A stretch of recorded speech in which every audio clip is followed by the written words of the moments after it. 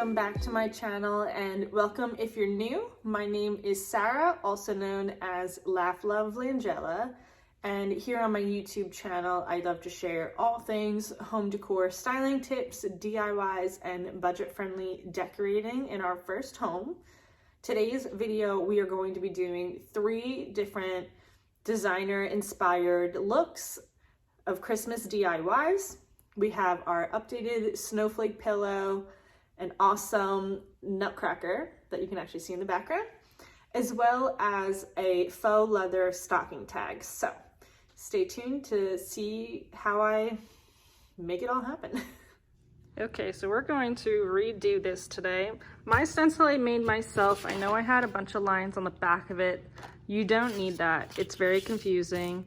But I just made it tracing a wooden snowflake. Hobby Lobby has a similar one if you want to just make it yourself. And then I have the Sherpa fabric that I also got from Hobby Lobby, fabric scissors, some pins and thread, and then I have a Sharpie marker so I can trace the form onto the fabric. So you'll take your Sherpa fabric and put the outside facing in so you can trace on the backing.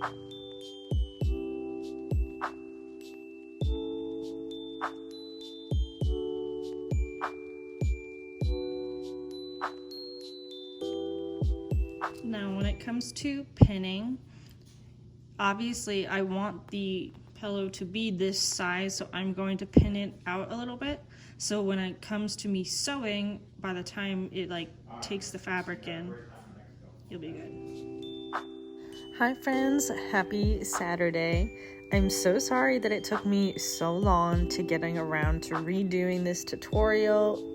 Please know it's been on my mind for so long, but I'm excited that you're here today, and stay tuned to see how we make it happen.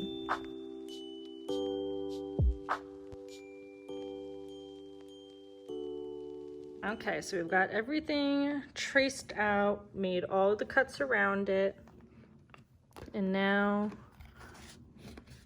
as you can see, everything's all exposed, and the Sherpa side again is on the inside, so that way when you flip it around, you have the Sherpa on the outside. And I just do a simple stitch all around, and what I normally do is I'll go all the way around and then just leave like a gap here to be able to turn it inside out and stuff it. Okay, so we've got our snowflake here. I still have it pinned all around the edges. I just have about a foot worth of string, and then you could start really anywhere you go. I am left-handed, by the way, so that way if you're like, wow, that looks a little bit backwards, that's probably why. So again, I'm going to be putting it through a little ways in from the edge because I'm going to have it be a little shorter. And the way I stitch this is I go through, and if you can see, it's kind of hard with it long. I'm actually going in between the threads. This has a name to it and I have no idea what it's called. And pulling it through so it helps bind the edge together, because with this Sherpa fabric it can get there can be gaps if you're not doing it correctly. And then I just continue all around the edge, again looping it through. I hope this is making sense. And so that way when I pull it, do you see how it's like pulling it all together? Now if you are right-handed, what you would most likely do is have your needle in your right hand and be working this way instead of to the left. Again, I'm left-handed, so that's why we're working this way.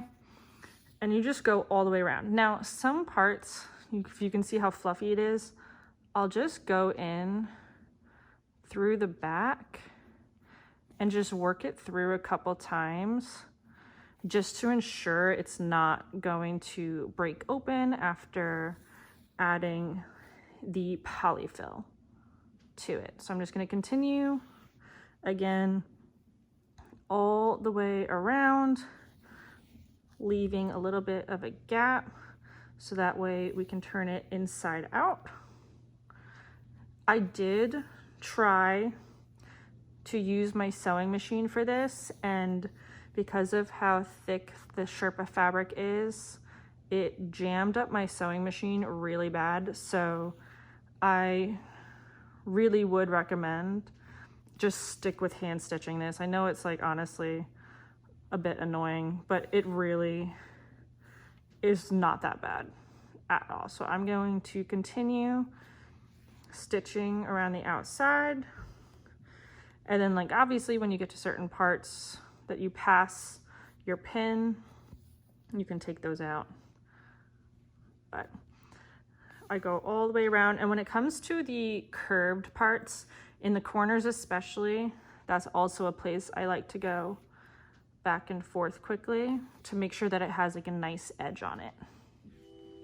So once you are nearly all the way around your snowflake, you're gonna leave a gap about 5 inches wide or so that you can turn it inside out. Make sure you're working out all of the curves and exposing all the parts, because it won't just naturally do it itself. And so when you're stuffing, it makes your job a lot easier. Then you'll grab your polyfill and individually stuff each point of the snowflake first, and then do the middle.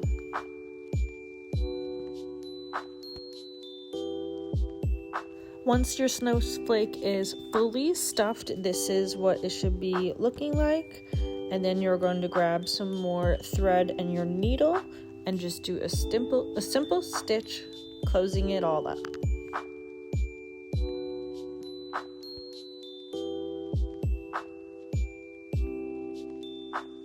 And here is how it turned out. I know you guys have seen this pillow already floating around my living space, but it has quickly become one of my favorite pieces.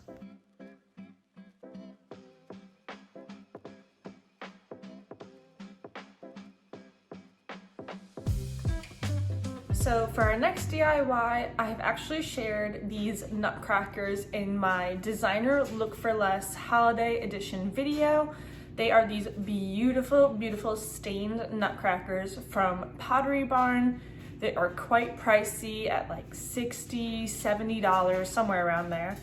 And I shared that Hobby Lobby and Michael's have very similar ones. I apologize for the noise in the background. That is my dryer running. But Hobby Lobby made me look like a liar when I said they didn't bring it back. It was just delayed. But these are the nutcrackers that I was telling you guys about. So they are in the Christmas craft section. They are $9.99 retail price, but Christmas is 60% off right now. So this is the big one, and this is how the small one comes, just to try to help you guys out in finding them. But I wanted to take it a step further and better match the Pottery Barn ones, and so we are going to stain a set of these today. So the easiest thing, grab a stain that you already have in your garage. If for some reason you don't, Lowe's and Home Depot sell these very, very small ones. Just keep in mind, when you open up a container of this, as soon as the container is open, at that point, I believe it's called like oxidizing or something. I don't know the technical terms, so don't quote me. As soon as you open a container of stain, as time goes on, it gets darker. So just keep that in mind if you are using one from your garage that you've had for a while. Like this is early American, and I've had this for quite some time. So it's gonna be a little bit darker than if I got a fresh little container of it. But let's get to staining these nutcrackers. Now I'm just gonna put down some butcher paper because that's what I have on hand. Use gloves, the stain will make your hands a mess. You'll have your stain. And then you could use just one of these cheapy brushes. I'm gonna use a foam brush to help try to better get into the crevices and such, but I have this extra one on hand just in case. So we'll start off by taking the tags off, and let's stain. It really doesn't get much simpler than this DIY. You could always spray paint it if you would like to do like a black or red, gold. The possibilities are endless, but it is such a simple way of making an impact in your space. And here is how they turned out. They honestly look so good. You will see that there are some lighter spots. That is where the glue is, but I absolutely love them, and these were a fraction of the cost of the high-end designer ones.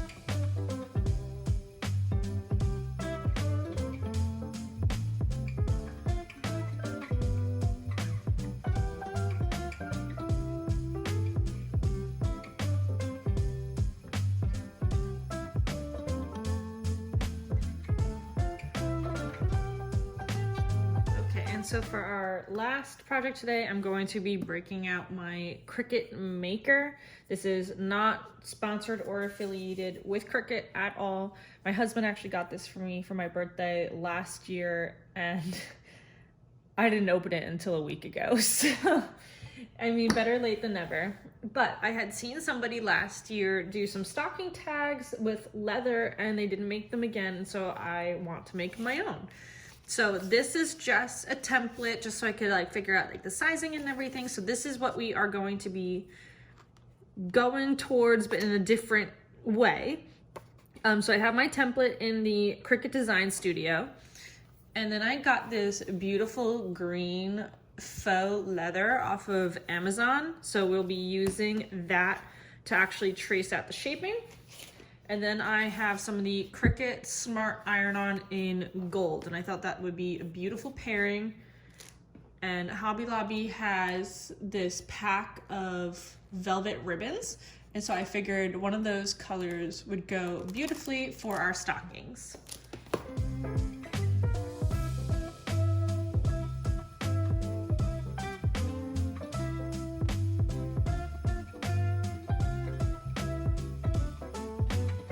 Okay, so I have my final cut out, and when you are doing this, make sure you set it to mirror before you cut. So when it actually comes out of the machine, it's going to have it printed backwards, because the shiny side is what you use to iron it on. You're actually peeling off the dull side. So you want the dull side facing up when you put it in your machine. Now we are going to peel off the dull side minus the letters, sorry.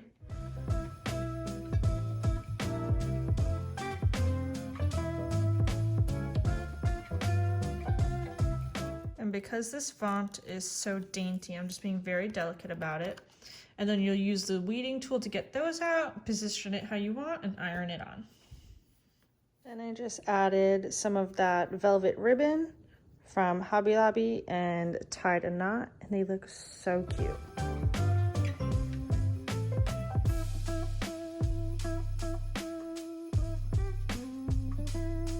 And for hanging these, I'm using the loop that we have and just pushing it right through there to hang it. And ideally, I'd have this styled on a mantle or an entertainment center, but seeing as we don't have both, I am putting it on our entryway table.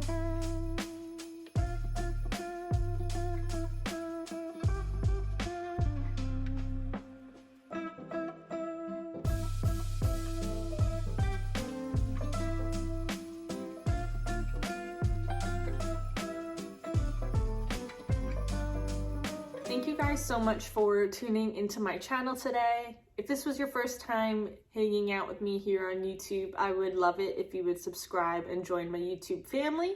And be sure to hit that notification bell so it alerts you anytime I have a new upload. And be sure to leave me a comment. What was your favorite DIY that I did today? I hope you guys enjoyed, and I will see you in my next video. Bye.